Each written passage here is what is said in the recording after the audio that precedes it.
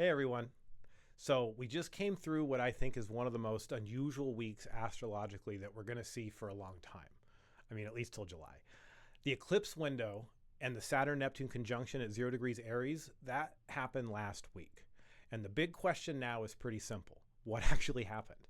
Because if you were expecting something spectacular, like a global crisis or a historic announcement or some unmistakable turning point exactly on the conjunction or exactly on the eclipse, that didn't really happen.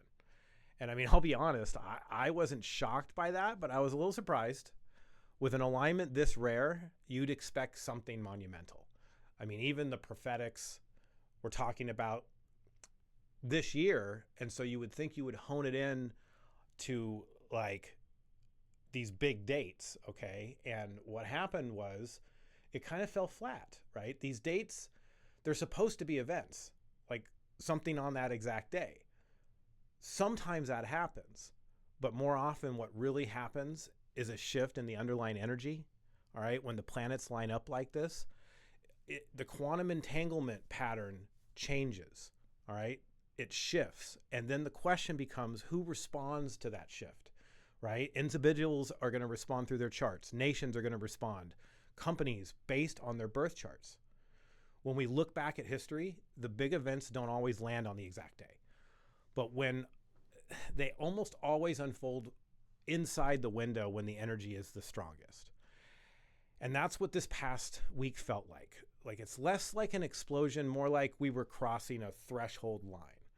The day of the conjunction itself actually felt relatively flat, honestly. And astrologically, it makes sense. I looked again, and there really wasn't any other major aspects happening that day. It was just the Saturn-Neptune exact meeting.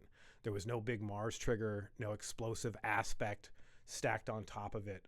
There was just this massive background alignment. But if you look at the week around it, I mean, things absolutely happened, all right? Now, depending on your definition of spectacular, some maybe were spectacular, but very meaningful, okay? And they carry that same Saturn-Neptune tone. Hidden structures becoming visible and consequences beginning to land, right? Down in Mexico, one of the most powerful cartel leaders in the world was killed during the eclipse window. And almost immediately there were roadblocks, violence, instability. And you can see a power structure started shifting. And from a metaphysical perspective, that's a huge symbol, okay?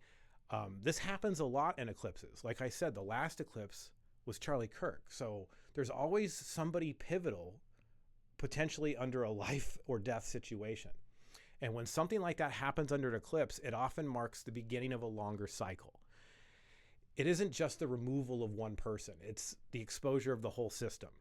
And that kind of shift rarely stays local. I mean, you're seeing what's happening in Mexico. It's not just in one state, it's in all of them. And what happens in Mexico inevitably ripples into the United States through economics, politics, organized crime. And those networks don't really recognize borders. And this is why we're seeing such a fight with the cartels, because this has been under the radar as to why the Mexican government hasn't been doing what they should have been doing this whole time. Okay. This story isn't just beginning. It's been going on for a long time, but everybody's starting to see it now.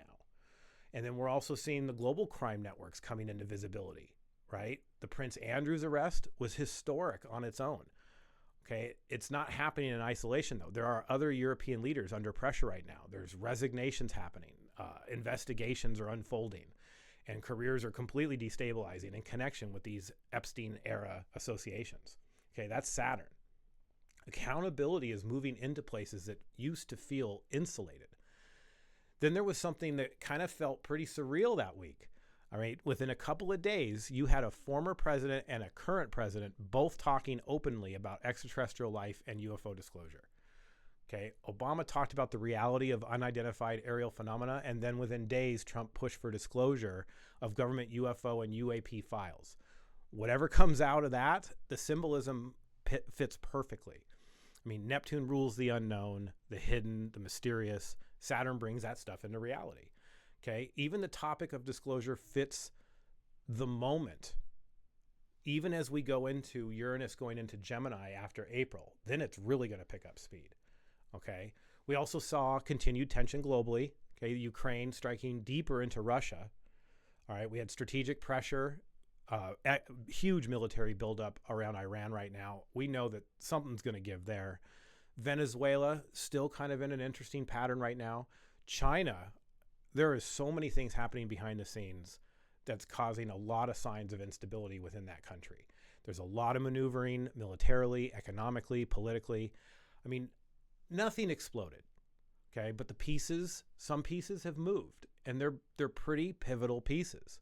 And honestly, that's exactly how major outer planet alignments usually work. They start processes. They don't finish them in a day, okay? Looking back at this week, okay, I'm not seeing a failure of astrology, okay? There's a beginning of a story happening. The pressure's still here, okay? Something still has to give. But right now we're seeing smaller developments, structural ones, the kind of things that often turn into much bigger events later on. History usually builds before it breaks. And on a personal level, that's exactly how this period has been for me too. I mean, the last couple of weeks have brought some of the biggest shift I've experienced in years. Okay, I've had loss, confrontation, accountability, and also a very clear sense that I'm stepping into a new phase of my life, a more raw beginning, right? Total Saturn-Neptune at 0 Aries. Okay, less insulation. I need to step into my sovereignty, more responsibility for how I move forward. There's a sense that it's time to act. Okay, but there's one important footnote for right now. Okay, Mercury stations retrograde tomorrow and will be in retrograde in Pisces for the next 3 weeks.